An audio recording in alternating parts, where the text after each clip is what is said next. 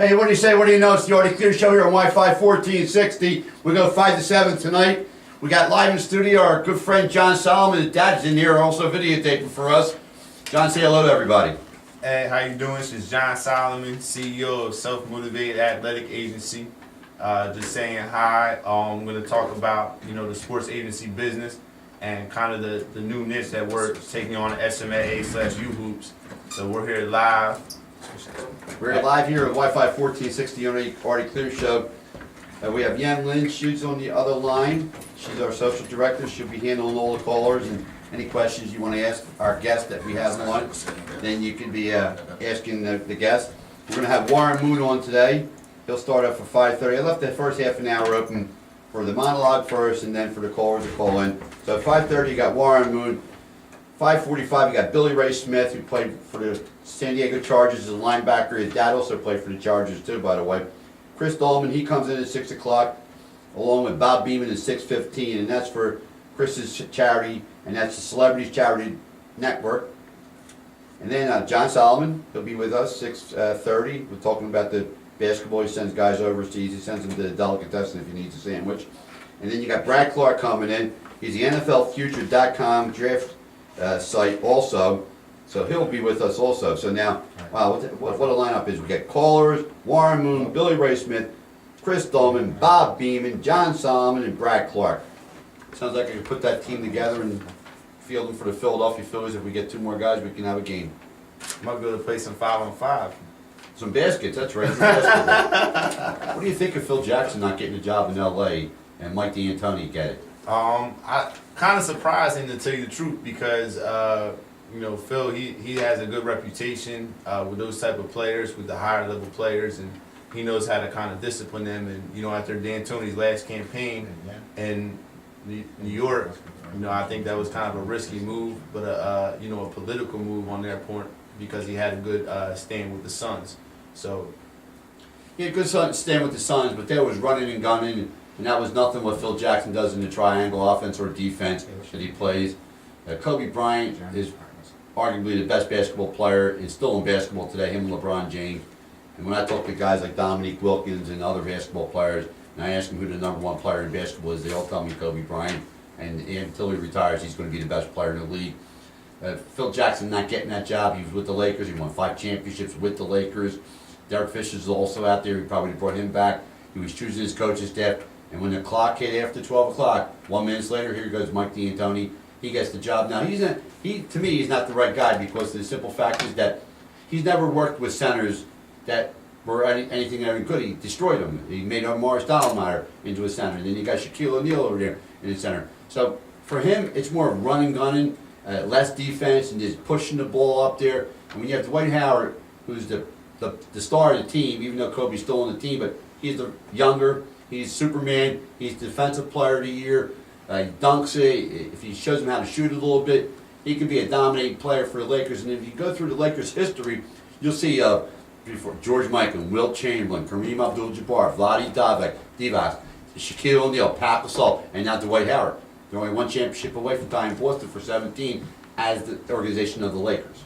We have Yen Ling on the other line, and Yen's our social director, Miss NFL. Yen, how are you today, dear?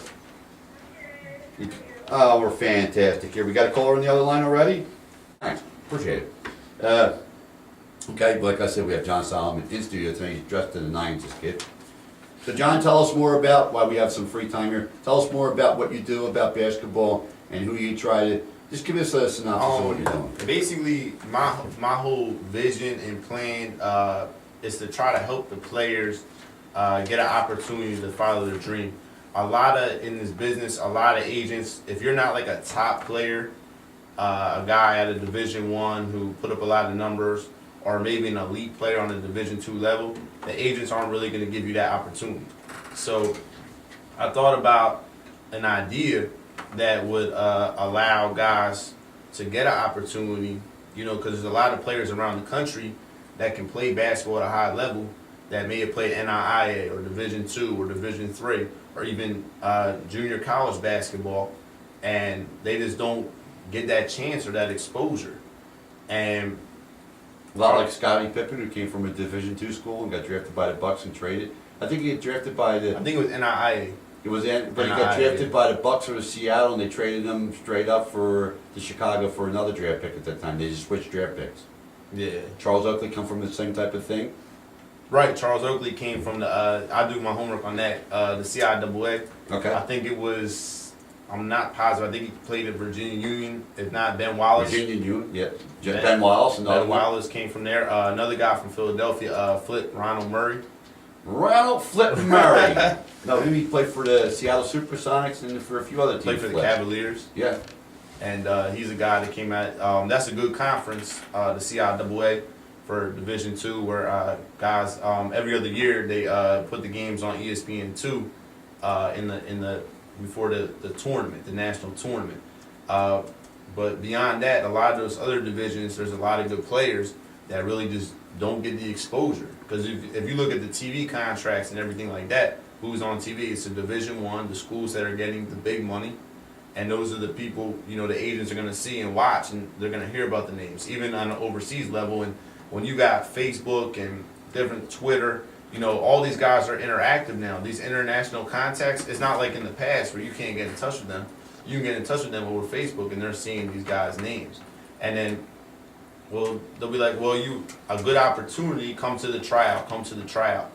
And a lot of the tryouts, they already know who they're going to get. And guys got to do their research. They need to talk to other players and, find out what's going on. What we're doing is, with SMAA, I'm partnering with this other company called U-Hoops. U-Hoops. Okay. Company started by DeMarcus Weeks. And what the whole idea is that we're going to bring agents, coaches, and players all together in one group. Like he started his thing too. And the tours, like I took a team to China, Spain, Mexico. The idea is the tours will bring the players in front of the right people. We'll play the teams directly. And what happens is the teams over there make money because they fill the stands, especially places like China, because, they don't see Americans that often. And, they'll be willing to pay for us to come out there.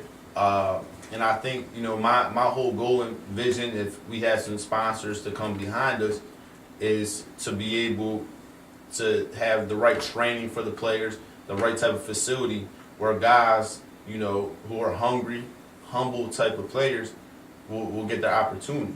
Because, I believe that good people deserve, good things to happen to them. And a main supporter of this has been my father. He's allowed the guys to stay at his house.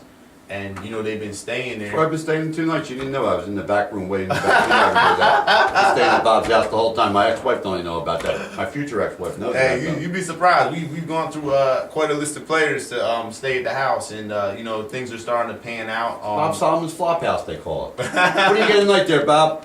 How much you get there for the boys to come stay at the house? A lot of times it's free. Oh, it's free. Wow, how you get? Can't get better than free. Okay, but let me just throw the package out is $5,000, $1,250 a man. Come play in a foursome, you get to meet all them stars. There's 59 stars out there, and one of them could be Dr. J. Joy Serving. That's pretty good. You might like that, John. Well, speaking of Gary Payton, what did you do? See my video, Gary? actually, you won't believe this, but he might be coming to China with us in December. Oh, really? Him and Jerome Williams, Jerome Junkyard Dog. From Detroit. Like for Georgetown? Yep. Yeah. Jerome reached out to the guy I was talking about earlier, DeMarcus Weeks from U-Hoops, and what we're trying to do is bring an ex-NBA player theme to the different countries, because that allowed the opportunity for the other guys to get the stuff paid for and get their opportunities. The glove. The glove. I'm excited. We'll know in a couple days. By the 15th, the guy from China. It's just a matter of the finances. Mm-hmm. But Gary Payton said he's down to come with us, and it'll be pretty exciting. I saw it on your website. I was like, wow, I'm gonna have to bring that up. Yeah, tell Gary that you know me. It'll help you not get to China. Take you to Japan instead. Now, Gary Payton is a great guy, and it was a marvelous interview. In fact, I had to cut that interview in half because we spoke for about 12 or 13 minutes, and I asked him the question about Julius Erving, and he answered it. He's the best player he's ever seen. Same thing with James Worthy. I interviewed him that day, and he said the same thing about the doctor. He was his favorite player growing up. He said because of Bobby Jones playing for the Sixers, well, and didn't go to North Carolina. Billy Cunningham went to North Carolina, and that's why James Worthy went to North Carolina and grew up watching Dr. J. He didn't know he was going to play against him, but he grew up watching the doctor, without a doubt, in my eyes, and I still say it. And I watched basketball in 53, so I watched basketball for over 40 years on TV. I watched a lot of basketball in person, a lot of great players play. Nobody better than the doctor. I promise you, nobody. What about Michael Jordan? Michael Jordan is a different era. He was a better shooter than the doctor.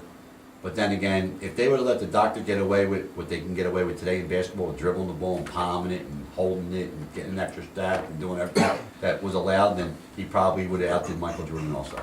See, I think with Michael, it was his charisma, it's his personality off the court. Well, he's a great trash talker. You know that. Well, here's the story with Michael Jordan. He'll make great friends with you at dinner. Yeah. And during the day, before you play, once you get on that basketball court, it was the old Brutus act. The knife went right in the back and he twisted as much as he can because he got you off your game and made him play better. And he made everyone else play better. But he couldn't do it by himself. He needed guys like Scottie Pippen, Horace Grant, Dennis Rodman, like either a Bill Cartwright in there or a Luke Longley, and all the pieces like a Paxson, Hodges, B.J. Armstrong, and there was one other guy. B.J. Armstrong, John Paxson, and Steve Kerr would be the other sniper. They'd be dishing the ball for them three-pointers. He had a couple of them to win championships. Michael Jordan was a great ball player, I know that. 6 championships, that's pretty strong. It's crazy. What do you think about Kobe Bryant? Kobe, got a story with him. He actually was AAU coach Sam Ryan's. He a guy that helped me out. And, you know, Kobe, a Lower Marion product. Greg Downer, and, you know, roots out of Philadelphia. But one thing about Kobe was he always worked really hard from the sources that it told me. And I think that's what keeps him where he's at and, you know, continuing to have a stellar career because of the way that he works.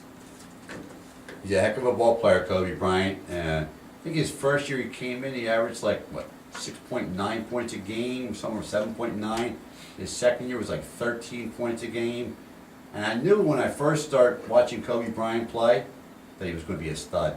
Without a Lower Marion, out of Abington, Philadelphia area. And I just knew he was going to be a stud. And in fact, Charlotte had drafted him. Right. And they made the trade with Vadi Divac in there. Because he told Charlotte, I'm not playing there, I'm playing in L.A. That's where he wanted to go, and sure enough, they accommodated him. It's like what John Elway did with the Colts. He says, I'm not playing for you. You drafted me, I'm going to play baseball for the New York Yankees. He wound up engineering a trade with the Denver Broncos. And I don't think that an athlete should tell you where he's going to play or where he's not going to play, because it's not fair. If you're, like Bo Jackson was drafted #1 by the Tampa Bay Buccaneers, he went ahead and played baseball instead. He held him at ransom, and then they lost his draft rights, he went to Oakland. And then he got the head corner, and it was all over for him. Snapping those bats over his knees and climbing up, running up walls and all that. But he was telling everybody where he was going to play, instead of following the rules of the draft. Because at that point, who would draft a guy that says to me, oh, I'm not going to play? What do you mean you're not going to play for us? We want you to play for us. But I don't want to play for you. Well, you're the best player in all of college. We're going to draft you. We're going to have your rights, and we're going to make sure you don't play for nobody then. That happens. Believe me. Daniel Lewis was the guy at 69 that got drafted #1 and never suited up for the Sixers. 1 overall pick, didn't even make it yet. How strong is that? I knew I'd get that Daniel Lewis's name in there before it was all said and done. Okay, so we got like 5 more minutes for you, John, and you've been very patient here. Your dad here, Bob's here. So why don't you just tell everybody what you're all about, how they can contact you, and just give them all your information you can give them. All right, yeah. Well, I'm the founder and CEO of Self-Motivated Athletic Agency. I spoke about earlier in the introduction. Partnering up with U-Hoops and DeMarcus Weeks. And we're on a mission to kind of change the game of basketball in the politic aspect of it. A lot of players, what they don't realize is that if you're not a top player coming out, that you need to be able to invest in your career. But when you invest, it's important that you go with the right people. Good, genuine people that are willing to help you out. And what we're doing in about 2 weeks here is holding a combine to give players the opportunity to go to China/Malaysia. And on the trip, like spoke earlier, it's a good opportunity. Gary Payton and Jerome Williams, 2 ex-NBA players on the trip. And also, Don Sellers, NBA scout for the Charlotte Hornets, will be one of the guys with me coaching the team. Really? Now, how old are you, John? I'm 26 years old. Wow, you're awfully young to become a coach. What are you trying to break the record for being the youngest coach in the NBA? So you got Shaka Smart and other guys, and I think that the younger guys are starting to kind of pour into the industry. A big thing for me was going to the NBA Summer League, where I met a lot of people, including one of the contacts that I'm using currently to help us get back over to China. And at the NBA Summer League, I was where I met DeMarcus and this other guy, Sid Sharma. You guys will hear about him too. He's the founder of Explosive Athletes out of Arizona. Mm-hmm. And pretty much NBA GMs were slobbering when they saw his stuff over there. He keeps it on private right now. And these are some guys, I believe that we're going to be gearing towards the future. About 8 months ago, I was on Net Impact, Comcast Sports Net.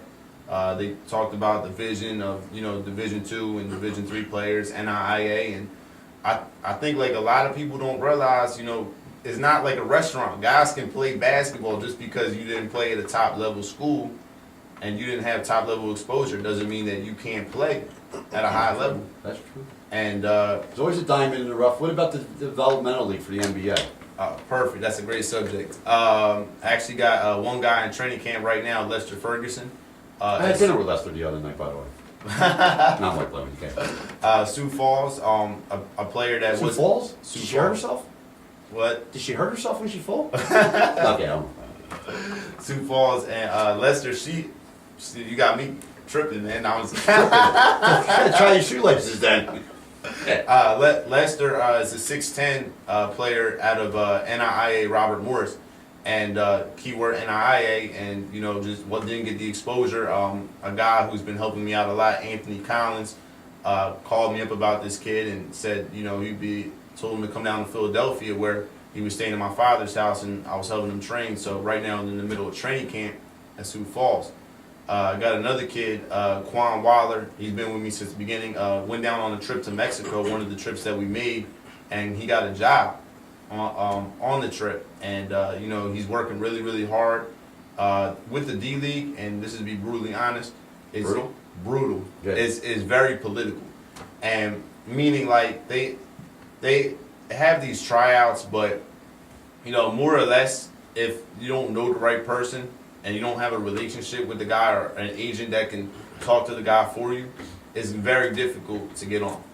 And that's what guys got to kind of understand, like doing the research. And this is one of the reasons I wanted to come on the show, so I could tell people exactly how this works. Because, secret. And I'm kind of exposing it right now, but, same with the overseas market. Guys, if you're trying to get a good job, you got to be able to build your resume, just like anything else. It's not necessarily how good of a basketball player you are, and guys make that mistake. And, they don't understand the process, and that's why it's hard for them to get a job. Okay. Well, if you're a young athlete and you can get in touch with Jon Solomon, how would they get in touch with you, John? Real simple. Cell phone number is 267-288-8514.